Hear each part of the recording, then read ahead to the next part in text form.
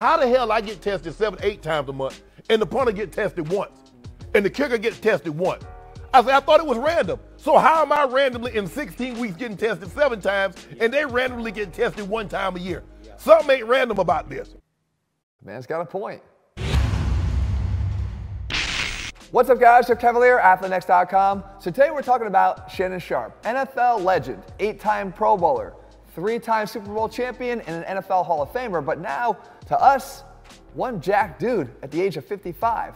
Point is, a lot of people talk about Shannon Sharpe not just because of his podcasting skills, but because of how he looks. And anytime you're over the age of 55 and you look like that, they don't want to just know about what you do and how you train and what you eat, but they also start to ask other questions. So I figured, let's just get that out of the way right away. And as a matter of fact, let's pick up where Shannon left off and let him answer for himself. I was always a guy that looked a certain way, so people automatically thought I was on something anyway. And Skip, it used to annoy the hell out of me because I worked so hard. Everybody knows that. Everybody will tell you that's been around me, Shannon Sharpe is the most disciplined person that I've ever met. The way he eats, the way he does things. And so I used to get upset that you would question me. And then my trainer said, Shannon, you ought to take that as a compliment. He said, the way you look like you should be taking PED, but I know you don't. And so for me, Skip, and I used to ask a Greek all the time, the athletic trainer in Denver. I'm like, how the hell I get tested 7, 8 times a month and the punter get tested once and the kicker get tested once? I said, I thought it was random. So how am I randomly in 16 weeks getting tested 7 times and they randomly get tested 1 time a year? Something ain't random about this. But I'm cool with it because I know I ain't on nothing. I ain't taking nothing. Now, depending upon where you sit on issues like this, I might have the unpopular opinion here, but here it goes. I actually side with Shannon. I think there's a distinct possibility that he's not taking anything. Now, I don't know him personally, so I can't say definitively, but I think there's a distinct possibility. But I can tell you this, whenever you're in a position where you have something that others desire, you're gonna get questioned for how you got it. But let's look back just a little bit. In college, Shannon Sharpe was a 470-pound bencher, a 500-pound squatter. In this picture right here, you can see he was a big kid. This is no small kid, 6'2". I'm not an apologist for athletes, but I'll tell you this. Having worked with them my entire life, they are outliers. I know a lot about them. Genetically, we weren't all handed out the same gifts. When we look at Shannon Sharpe, let's just talk about the pool that he's in. In the pool of all men walking around the face of the earth, not all of them are 6'2", 230 pounds. Certainly I'm not. That pool gets smaller though when you get to the NFL because there's only 30,000 players in the NFL. It gets even smaller when you realize that only 371 of them were good enough to get to the Hall of Fame. And actually, of the Hall of Fame players, only 9 of them were tight ends. So to have that genetic capability to be able to perform the way he does on the field doesn't make it all that impossible that someone could have this physique at the age that he does. Now, let's talk about that. His level of leanness is going to be attributed almost entirely to his nutrition, and I'm going to prove that to you very shortly here. But the point is, I believe that Shannon Sharpe, actually, there's a good chance he's not taking anything. He's just one of those guys that ain't you or I. Now, can I tell you a quick story? When I was at the New York Mets at all of 170 pounds, looking like this, I actually got tested 4 times in one season, which I believe is the record for a physical therapist on staff. At the same time, one of our players, Andy Chavez, only got tested 1 time. By the way, I'm not mad at you, Andy. After all, how could I be mad at the person who gave me and every other Met fan this memory?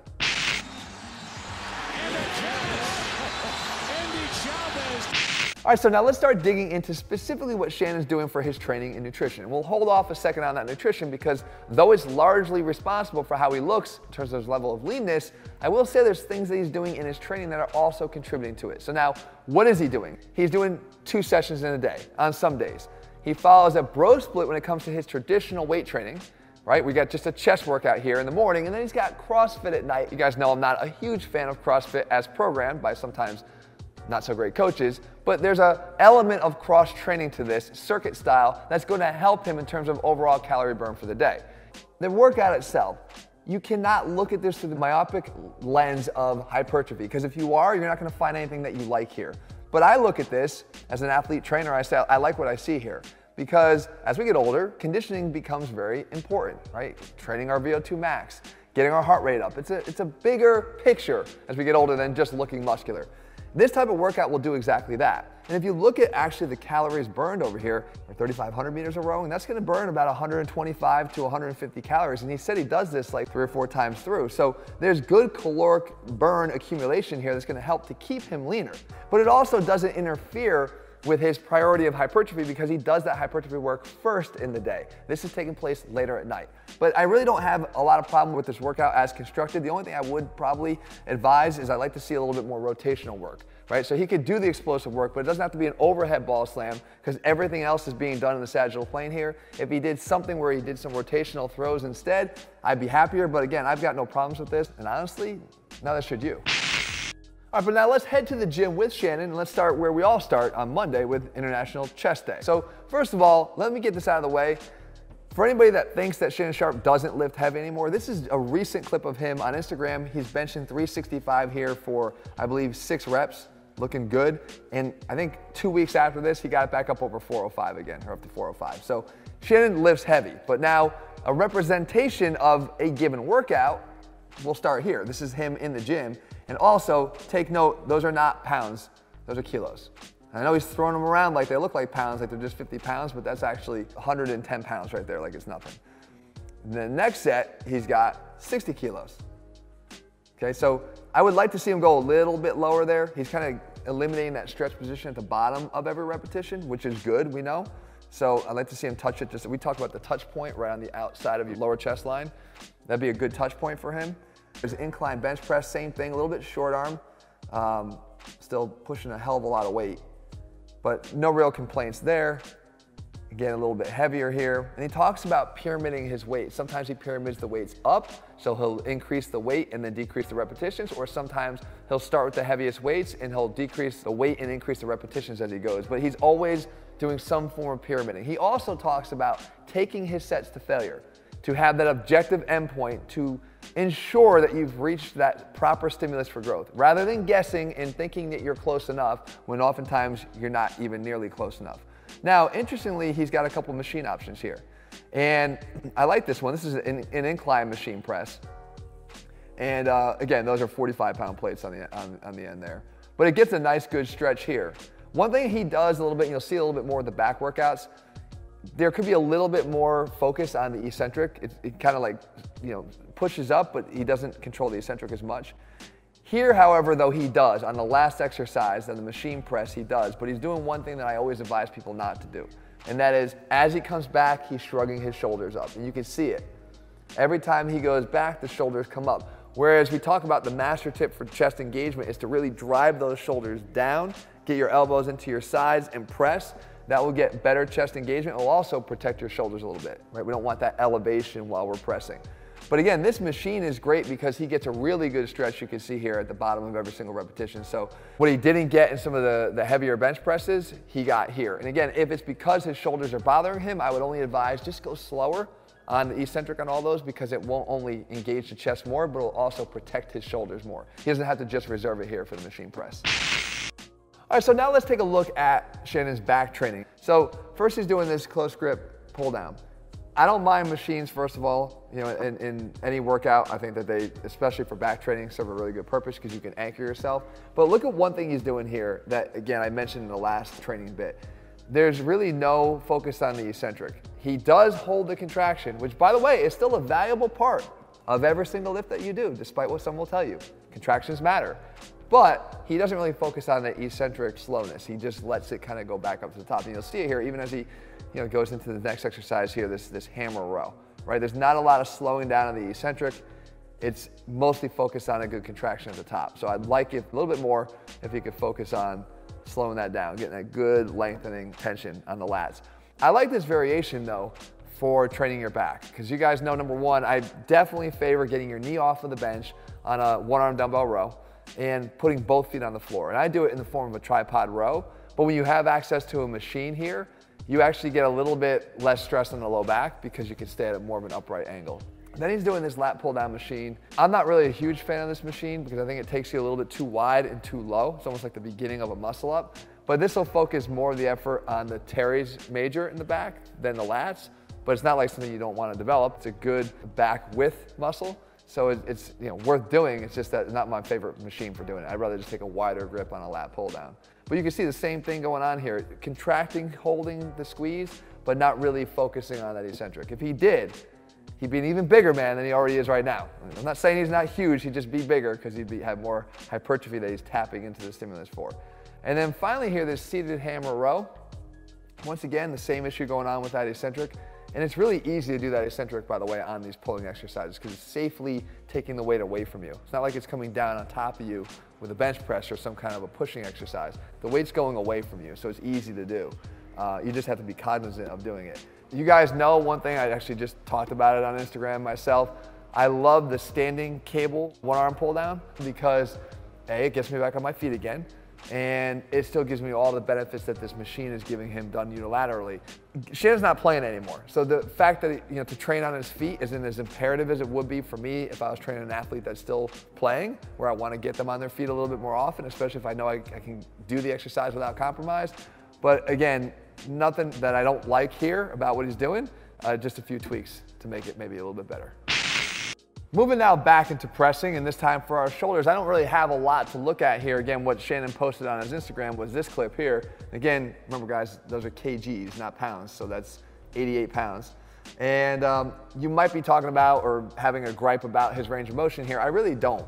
I mentioned before that the additional range of motion that comes from here to here on a shoulder press is not so much that you're going to take advantage of this great stretch reflex because you're not getting a whole hell of a lot of stretch in that bottom position. There are other shoulder exercises, namely that crossover lateral raise with a cable that's going to give you a lot more stretch to build off of, but not really on the press. But there's a couple of things I would point out. When you press, I like to see you once again on your feet, especially because two things can happen when you're pressing from a bench like this. Number one, you can lean back a little bit. So as you're leaning back, you're just creating more of an incline press than you are a vertical press for your shoulders. So you start to shift some of the load away from the delts into the upper pecs, and that could take away a little bit from what you're trying to do. The second thing is, by leaning into the bench, you can disrupt normal shoulder biomechanics with the scapula rotating upwards as you press because they get pressed into the bench. So I always say if you're going to press, do it standing, and if it compromises how much weight you can use, just do one arm at a time. A unilateral overhead press, it gives you a good chance to actually stack the weight too. But again, I'm being very critical for the small little details here. You apply a few of these details, it adds up. And now we get to my favorite here, the leg training, because this is where the bullshit starts to fly. And oh no, not from Shannon, but from the people that like to watch his workouts and comment about how they would lift a lot more weight than he's lifting. Not understanding the fact that Shannon Sharpe has had not one, but two total hip replacements. Oh, and not to mention ankle injuries that were so bad that he actually had to have nerves severed so he wouldn't have to worry about feeling the pain so he could actually go out and play. That being said, with the hip replacements, guys, anybody that's had one out there can tell you it's a game changer. There are some things you maybe can't do as well, but as far as Shannon goes, it was a life changer. The only thing that I hate is that I waited so long to get it done, because here I am thinking I'm stretching and I'm doing all these exercises and it's gonna make it better. And nothing made it better until I put that fresh titanium in there. Once I got that fresh titanium, now all of a sudden I'm living. I ain't just getting by, I'm not just surviving, I'm living. I have life again. I can squat, I can leg press, leg extension, leg curl. I can do all that. Wait, you can still do all that? Man, Ocho. Wait, you said squat. You can still squat? I'm not heavy. I use the machines to squat. I don't use bar, but I was doing box squats with weight on my back, but I ain't really like that. So I do pendulum squats and things of that nature, leg press. I had the surgery on a Saturday. Yeah. 5 days. So that following Thursday, I was squatting, doing lunges and everything. And that's the great thing about hip replacements, because you're just getting rid of that old beaten down, broken down joint of yours and putting, like you said, some fresh titanium in there, a brand new joint. But there are some things you have to be concerned about, or at least wary about, and that is not loading it up too much, not necessarily because your joint can't handle those loads, but more so what happens in that one sort of unscripted repetition when you go down and your knee caves in. You awkwardly kind of come out of the bottom of a squat and you can't finish the rep and you sink down. That could cause havoc for a newly minted joint in your hip. That being said, machines come in really handy here because they control those extreme ranges of motion. And along with it, again, some of the loads. So if we look at one of Shannon's recent workouts here, Here he's doing one of my favorite machines, the bear squat. And what this does is it distributes the load across the shoulders this way, right, as opposed to across the neck. It's gonna feel better for him, but more importantly, biomechanically is getting him to sit back posteriorly into his hips, which is not only a great thing for him, it's something I pointed out when I did my video on the rock, right? It's a good way to load up the hips, and especially if you have 2 replaced hips here and you're talking about longevity of training, making sure that the hips stay strong is going to be your #1 priority as we get older, because the glutes and the hips and the hamstrings are all going to get very, very weak very quickly unless you're making sure that some of your focused training is directed at them. Then he goes to the hack squat. And here now the focus is a little bit more towards the quads, so he can maintain that upright posture because of the use of a machine. So a machine helping him here. Not hurting him, but helping him. And again, people are going to point to the number of plates that he has on here and say this is a useless exercise because of that, not understanding the multiple purposes that this is actually serving for him. And all he has to do, by the way, with the lighter load to make it even more difficult is just simply slow down the pace. I talked about that also with the rock, is the slower that you go, the more tension is delivered to those muscles, and you can equate and offset some of that lighter load to still drive a high effect and impact into the working muscles. So people, again, want to focus on just the plate count, not understanding that there's a lot of benefits going on here. Now he goes into a leg extension. Not my favorite exercise, especially somebody that's had past knee problems, not my favorite exercise. But if you can tolerate it and you don't have knee tendonitis issues, then this is fine. He does hold that contracted position. And again, yes, there's value in the contracted position. It's not all about, you don't see him just doing silly little partials at the bottom of this exercise, okay? Because he's trying to actually be strong throughout the range of motion, not just focus on solely hypertrophy in the quads, which I'm not buying anyway, truth be told. But then he goes into this last exercise here. Again, don't get on him for the weight, but I will get on him for the exercise choice. It's the lying hamstring curl. I'd rather see him sit in the machine and do the seated version of the exercise, because this one right here tends to, over time, aggravate the low back because you're driving your knees into those pads, which actually activates the hip flexors, and that can, again, tug on your back in this position. So that's been my gripe with that exercise forever. Not that there's anything necessarily wrong with it, but there's better alternatives, so why not do the better alternative if your machine has the option of the seated hamstring curl? I still eat pretty much the same. You know, it's chicken, fish. Every once in a while, I throw some lamb chops in there, broccoli. I do sweet potatoes, asparagus occasionally, and that's it. People ask me, like, don't you get bored? I said, you know, people say insanity is doing the same thing over and over and hoping for a different result. I do the same thing over and over, hoping for the same result. And now we get to talk about my favorite part of this, and that's nutrition, because I said before, and I'll say it again, the level of leanness that you see on Shannon Sharpe is almost entirely coming from how he eats. And it's not the specifics of what he ate there. It's the fact that he zeroed in on a way of eating that works for him, and most of all, he remains consistent with it. And yeah, this is the part that you may not like to hear, but I'm telling you, it's the part that you need to hear if you want to know the truth when it comes to being lean and how much in control of that you are if you're in command of your nutrition. If you look at this quote from Shannon, he says it again, I don't diet because they have a start and an end. I have a lifestyle, and my lifestyle is I watch what I eat. And I've gone so far as to say that the word diet needs to be removed from your vocabulary because it has an inherent start and stop date to it. I'm on a diet or I'm off of a diet. You don't have to do what he thinks, you know, might be boring, chicken, fish. You can expand much greater than that. Your options can be much greater, and you don't have to be at the lowest level of body fat like Shannon Sharpe to be able to pull that off. As a matter of fact, you could be much more moderate than that and still find yourself at 11, 12, 13% body fat and be incredibly happy. You just have to understand that where you get locked in on how you eat is important so you can maintain that, and it has to be stuff that you like or you'll never be able to do that. I don't really do all the crazy stuff that bodybuilders do for a photo shoot or get ready for a show. For the most part, within 5 or 6 pounds, this is how I walk around year round. And this is something I could totally relate to here, because for the last decade plus, I've made videos and presented myself to you on my channel in very much the same way. There's no shooting of videos at a certain time of the year so I can cover up for the rest of the year. It's not how it works. You see, if you are always in shape, then you never have to get ready to be ready. If I go out of town, anything 3 days or less, I take my food with me. I know what's in mine. I know how many calories. I know how much protein, how much carbohydrates. So I don't really have to worry about anything. And that's what I'm talking about. In other words, he's preparing ahead of time. But I will tell you this, I don't take it to these extreme degrees. I just went to Las Vegas. I'm not bringing my meals with me. I'm fully confident that wherever I go, I can find what I need to eat. However, it does take a little bit of preparation. So what I'll do is I'll look at the restaurants that are around me or around my hotel ahead of time before I go. Or before we go out to eat at night, all I gotta do is just Google the menu because we know that every one of them is available online, just so I have a sense of what I might wanna order before I go. And trust me, no matter where you go, there is something you can get. A couple modifications to the meals that are on the menu already is gonna likely get you what you want. I find that the people that struggle the most with nutrition are always playing from behind, always playing catch up. Those people that are ahead of the game, who have a game plan for how they're gonna fuel their body, are always gonna wind up likely being the leanest and also the leanest for the longest. It's hard to overeat good food.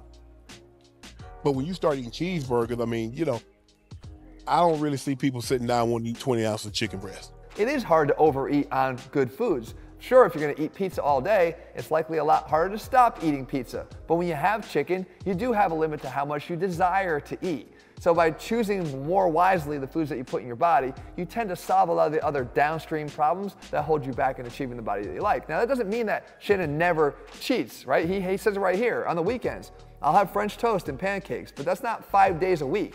I have cheat meals, not a cheat day. I don't wake up and eat pancakes, French toast, and sausages and turn around and have fried chicken, hamburgers, and pizza. I'll have a couple cheat meals a week. And that's something I think that's really important too. Working in your cheat meals, if you find that you still desire them, is really important to keeping your mind on track to staying on track with your nutrition approach. So limit your cheat choices to once or twice a meal throughout the course of the 35 or 40 meals you're eating a week. You'll have no problems and you'll stay on track. Guys, I hope you enjoyed this breakdown of Shannon Sharpe. If you're looking for more like this, I mentioned The Rock. We actually have The Rock's training breakdown over here, and also Jake Gyllenhaal's training for his Roadhouse workout. All right, guys, be back here again soon. Make sure you subscribe, click on notifications so you never miss a video when we put one out. All right, see you soon.